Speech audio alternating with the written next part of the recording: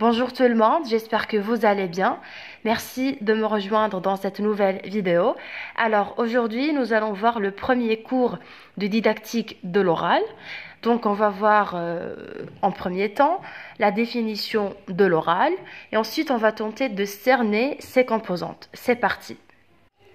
Au cours des dernières années, de nombreuses recherches menées en didactique de l'oral ont permis d'apporter des précisions sur ce qui est en rapport avec l'enseignement de l'oral. Et dans ce sens, la didactique de l'oral va permettre à l'apprenant de développer son langage à partir de différentes situations de communication et d'acquérir les compétences liées à la compréhension et à la production de l'oral. Tout d'abord, nous allons tenter de définir l'oral selon la citation de Jean-François Alter. L'oral, ce n'est pas uniquement le temps de parole des élèves, c'est aussi l'écoute, les attitudes du corps et la gestuelle. C'est la gestion complexe de relations interindividuelles. L'oral, c'est en effet l'écoute tout autant que l'expression, le silence tout autant que la parole, le jeu des regards autant que celui des mots.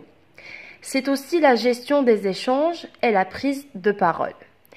Donc, Jean-François Alter précise que l'oral en classe est le produit de la combinaison des éléments opposés suivants. Le silence et la parole, donc savoir contrôler sa parole. L'écoute et l'expression, c'est-à-dire être attentif et s'exprimer en même temps.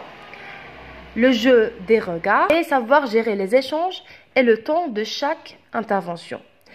Par ailleurs, nous avons Michel Billière qui définit l'oral par le biais de plusieurs synonymes. 1. L'oral est communication. Dans une situation de communication, l'oral ne se limite pas à une émission sonore. L'apprenant doit maîtriser différentes composantes de la communication orale qui constituent un enjeu majeur dans la réussite scolaire. Et donc, on va se poser la question, quelles sont les composantes de la communication orale? Donc, selon Sophie Moiran, il existe 4 composantes qu'implique la communication. La composante linguistique qui renvoie aux règles syntaxiques, lexicales et sémantiques. 2. La composante discursive. Et donc la composante discursive, c'est la connaissance et l'utilisation des différents types de discours adaptés selon différentes situations de communication. 3. La composante référentielle. Et donc ce sont les connaissances liées au domaine. La composante socio-culturelle, c'est les connaissances liées à l'univers culturel et l'interprétation des règles culturelles. Et donc, l'oral, ce n'est pas uniquement la langue, mais il comporte des éléments comme le rythme, l'intonation, l'accent, etc. Et aussi les paramètres non linguistiques comme le langage corporel et les gestes. 2. L'oral et interaction. Alors, quand on dit l'oral, on va dire l'interaction. Et donc, l'interaction est une activité langagière qui joue un rôle important dans la communication orale. Dans l'interaction, les interlocuteurs sont appelés à s'écouter mutuellement et à s'exprimer et réagir spontanément dans une situation de communication donnée.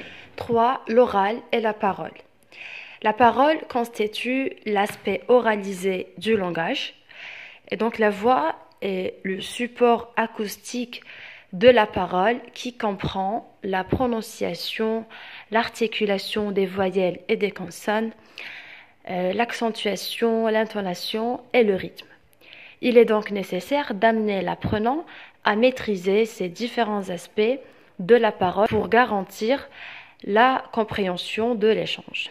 4. L'oral et le locuteur. La langue parlée renvoie à celui qui la parle. Donc chaque individu a une manière propre à lui d'utiliser la langue et de lui donner vie. Cette communication est marquée par la prosodie, l'articulation de sons, le recours à certains lexiques ou des emplois syntaxiques, la gestuelle, etc.